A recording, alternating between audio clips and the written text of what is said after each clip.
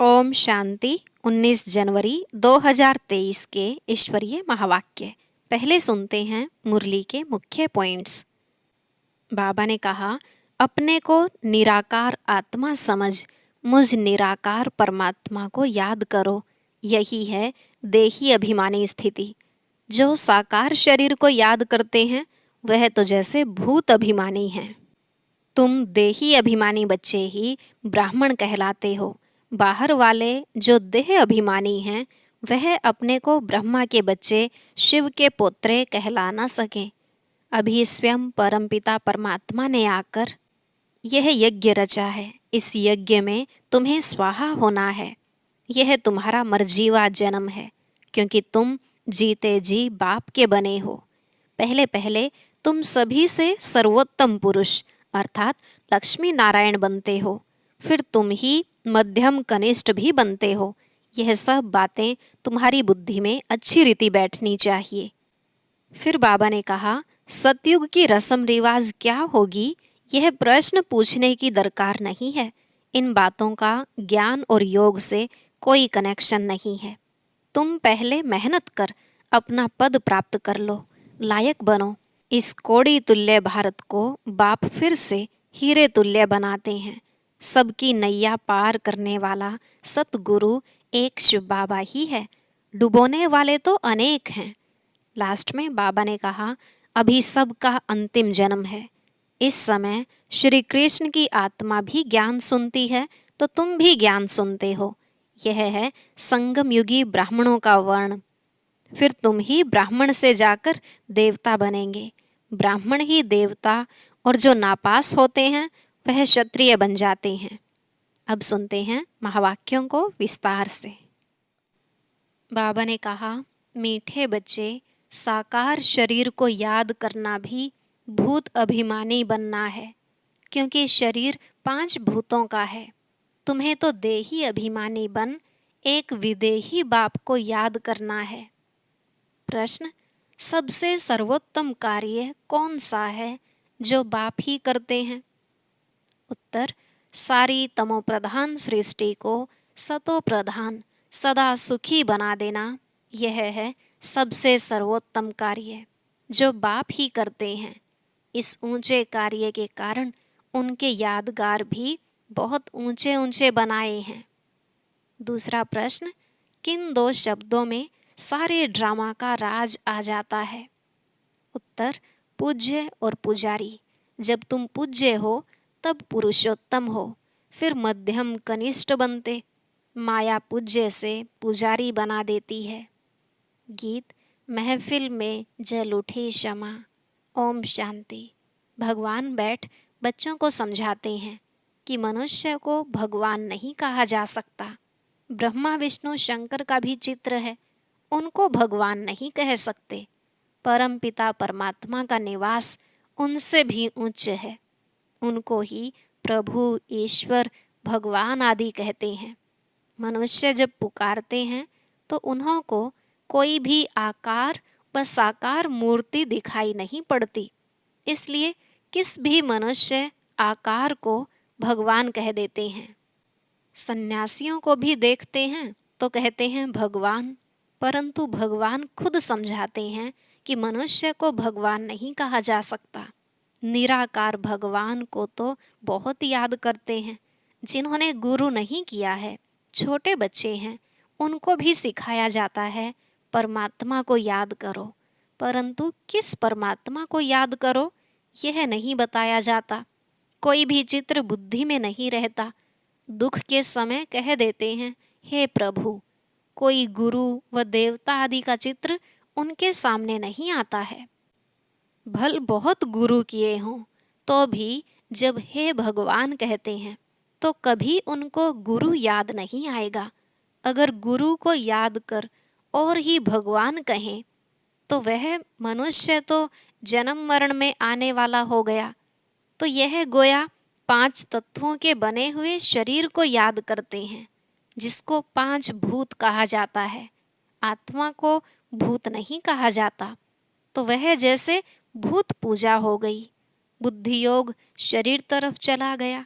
अगर किसी मनुष्य को भगवान समझते तो ऐसे नहीं कि उनमें जो आत्मा है उसको याद करते हैं। नहीं, आत्मा तो दोनों में है, याद करने वाले में भी है, तो जिसको याद करते हैं उसमें भी है। परमात्मा को तो सर्वव्यापी कह देते, परंतु परमात्मा को पाप आत्मा नहीं कहा जा सकता। वास्तव में परमात्मा नाम जब निकलता है तो बुद्धि निराकार तरफ चली जाती है। निराकार बाप को निराकार आत्मा याद करती है, उसको देही अभिमानी कहेंगे। साकार शरीर को जो याद करते हैं वह जैसे भूत अभिमानी हैं। भूत भूत को याद करते हैं, क्योंकि अपने को आत्मा समझने बदले 5 भूतों का शरीर समझते हैं। नाम भी शरीर पर पड़ता है। अपने को भी 5 तत्वों का भूत समझते हैं और उनको भी शरीर से याद करते हैं। देही अभिमानी तो है नहीं। अपने को निराकार आत्मा समझें तो निराकार परमात्मा को याद करें। सभी आत्माओं का संबंध पहले पहले परमात्मा से है। आत्मा दुख में परमात्मा को ही याद करती है, उनके साथ संबंध है। वह आत्माओं को सभी दुखों से छुड़ाते हैं, उनको क्षमा भी कहते हैं। कोई बत्ती आदि की तो बात नहीं, वह तो परम पिता परमात्मा है। क्षमा कहने से मनुष्य फिर ज्योति समझ लेते हैं। यह तो बाप ने खुद समझाया है, मैं परमात्मा हूँ, जिसका नाम शिव है। शिव को रुद्र भी कहते हैं। उस निराकार के ही अनेक नाम हैं, और कोई के इतने नाम नहीं। ब्रह्मा विष्णु शंकर का एक ही नाम है। जो भी देहधारी हैं उन्हों का एक ही नाम है। एक ईश्वर को ही अनेक नाम दिए जाते हैं। उनकी महिमा अपरंपार है। मनुष्य का एक नाम फिक्स है। अब तुम मर्जीवा बने हो तो तुम्हारे पर दूसरा नाम रखा गया है, जिससे पुराना सब भूल जाए। तुम परम पिता परमात्मा के आगे जीते जी मरते हो, तो यह है मर्जीवा जन्म। तो जरूर माता पिता पास जन्म लिया जाता है। यह गुह्य बातें बाप बैठ तुमको समझाते हैं। दुनिया तो शिव को जानती नहीं, ब्रह्मा विष्णु शंकर को जानती है। ब्रह्मा का दिन ब्रह्मा की रात भी कहते हैं। यह भी सिर्फ सुना है, ब्रह्मा द्वारा स्थापना, परंतु कैसे यह नहीं जानते। अब क्रिएटर तो जरूर नया धर्म नई दुनिया रचेगा। ब्रह्मा द्वारा ब्राह्मण कुल ही रचेगा। तुम ब्राह्मण ब्रह्मा को नहीं, परम पिता परमात्मा को याद करते हो, क्योंकि ब्रह्मा द्वारा तुम उनके बने हो। बाहर वाले देह अभिमानी ब्राह्मण ऐसे अपने को ब्रह्मा के बच्चे शिव के पोत्रे नहीं कहेंगे। शिव बाबा जिसकी जयंती भी मनाते हैं, परंतु उनको न जानने के कारण उनका कदर नहीं है।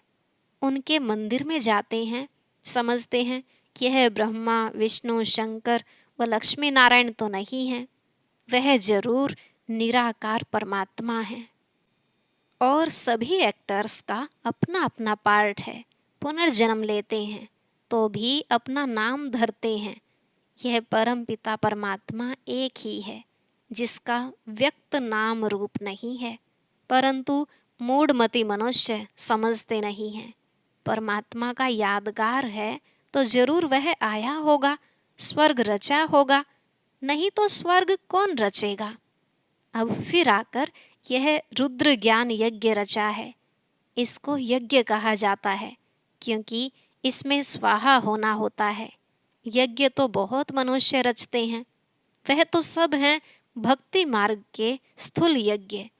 यह परम पिता परमात्मा स्वयं आकर यज्ञ रचते हैं, बच्चों को पढ़ाते हैं। यज्ञ जब रचते हैं तो उसमें भी ब्राह्मण लोग शास्त्र कथाएं आदि सुनाते हैं। यह बाप तो नॉलेजफुल है, कहते हैं यह गीता भागवत आदि शास्त्र सभी भक्ति मार्ग के हैं। यह मैटेरियल यज्ञ भी भक्ति मार्ग के हैं। यह है ही भक्ति मार्ग का समय। जब कलयुग का अंत आए तब भक्ति का भी अंत आए, तभी भगवान आकर मिले, क्योंकि वही भक्ति का फल देने वाला है। उनको ज्ञान सूर्य कहा जाता है। ज्ञान चंद्रमा, ज्ञान सूर्य और ज्ञान लक्की सितारे। अच्छा, ज्ञान सूर्य तो है बाप, फिर माता चाहिए ज्ञान चंद्रमा। तो जिस तन में प्रवेश किया है वह हो गई ज्ञान चंद्रमा माता, और बाकी सब हैं बच्चे लक्की सितारे। इस हिसाब से जगदम्बा भी लक्की स्टार हो गई, क्योंकि बच्चे ठहरे ना। स्टार्स में कोई सब में तीखा भी होता है। वैसे यहाँ भी नंबरवार हैं। वह हैं स्थूल आकाश के सूर्य, चांद और सितारे, और यह है ज्ञान की बात। जैसे वह पानी की नदियाँ और यह है ज्ञान की नदियाँ, जो ज्ञान सागर से निकली हैं। अब शिव जयंती मनाते हैं, जरूर वह सारे सृष्टि का बाप आते हैं, आकर जरूर स्वर्ग रचते होंगे। बाप आते ही हैं आदि सनातन देवी देवता धर्म की स्थापना करने, जो प्रायलोप हो गया है। गवर्नमेंट भी कोई धर्म को नहीं मानती है, कहते हैं हमारा कोई धर्म नहीं।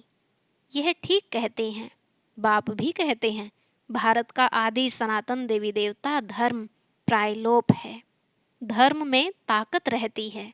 भारतवासी अपने दैवी धर्म में थे तो बहुत सुखी थे। वर्ल्ड ऑलमाइटी अथॉरिटी राज्य था, पुरुषोत्तम राज्य करते थे। श्री लक्ष्मी नारायण को ही पुरुषोत्तम कहा जाता है। नंबरवार ऊंच नीच तो होते हैं, सर्वोत्तम पुरुष, उत्तम पुरुष, मध्यम कनिष्ठ पुरुष तो होते ही हैं। पहले पहले सभी से सर्वोत्तम पुरुष जो बनते हैं वही फिर मध्यम कनिष्ठ बनते हैं। तो लक्ष्मी नारायण हैं पुरुषोत्तम, सभी पुरुषों में उत्तम।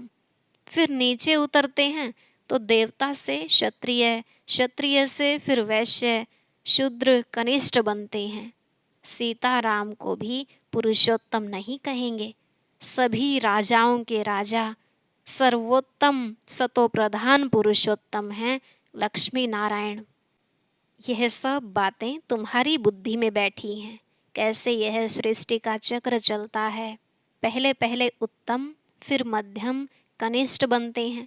इस समय तो सारी दुनिया तमोप्रधान है। यह बाप समझाते हैं, जिसकी अब जयंती मनाते हैं। तुम बता सकते हो कि आज से 5000 वर्ष पहले परमपिता परमात्मा शिव पधारे थे, नहीं तो शिव जयंती क्यों मनाते। परमपिता परमात्मा जरूर बच्चों के लिए सौगात ले आएंगे और जरूर सर्वोत्तम कार्य करेंगे। सारी तमोप्रधान सृष्टि को सतोप्रधान, सदा सुखी बनाते हैं।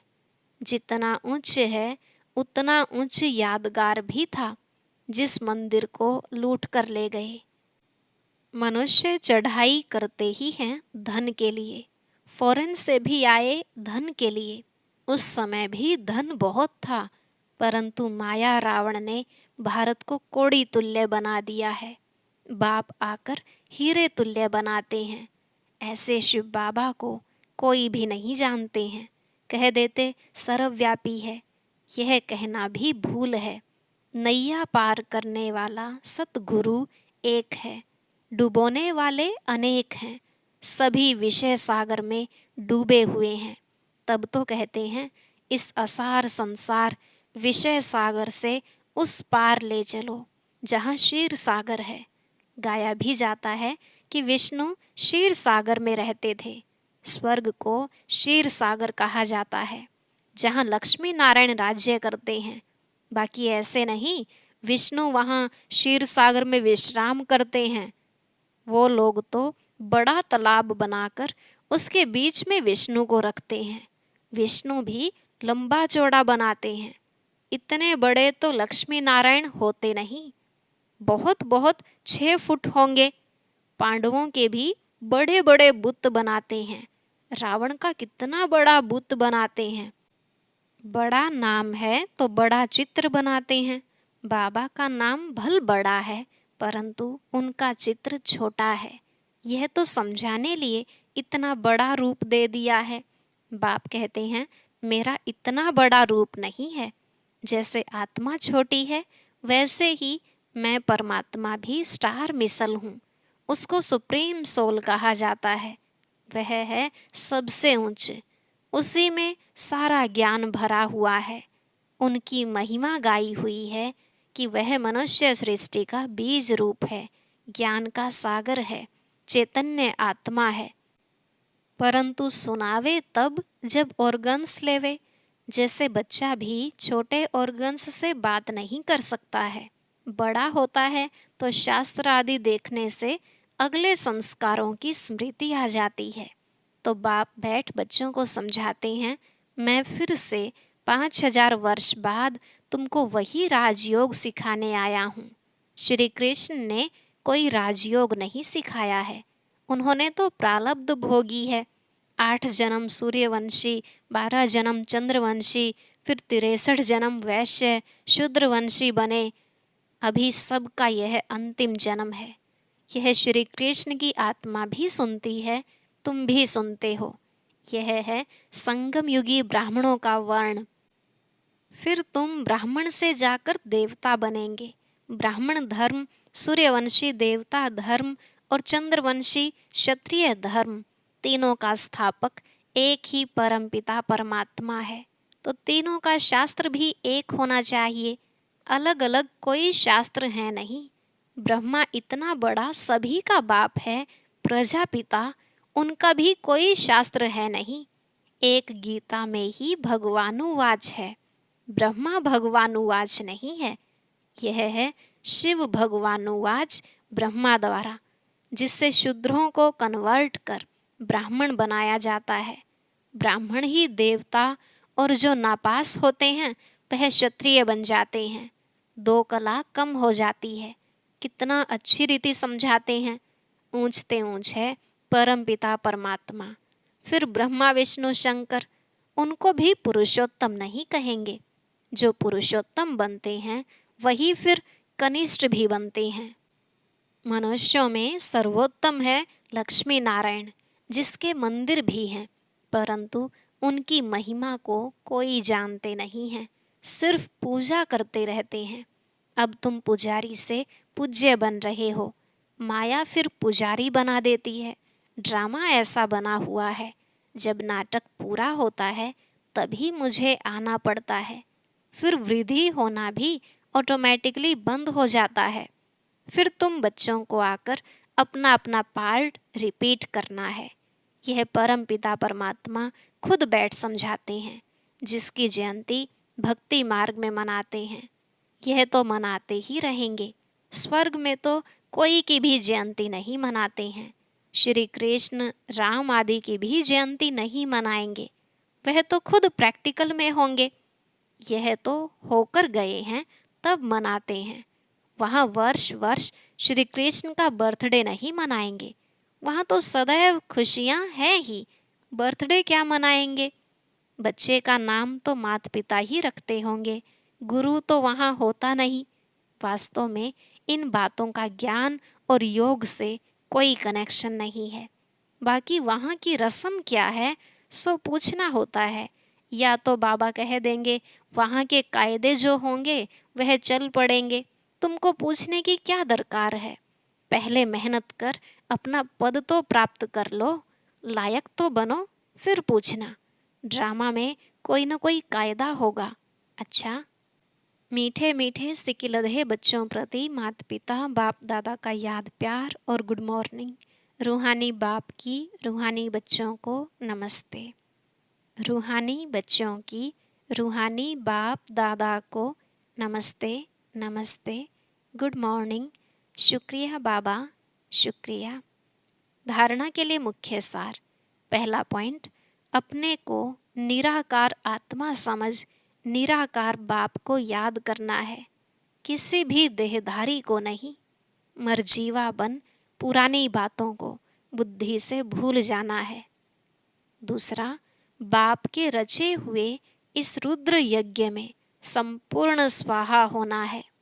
शूद्रों को ब्राह्मण धर्म में कन्वर्ट करने की सेवा करनी है।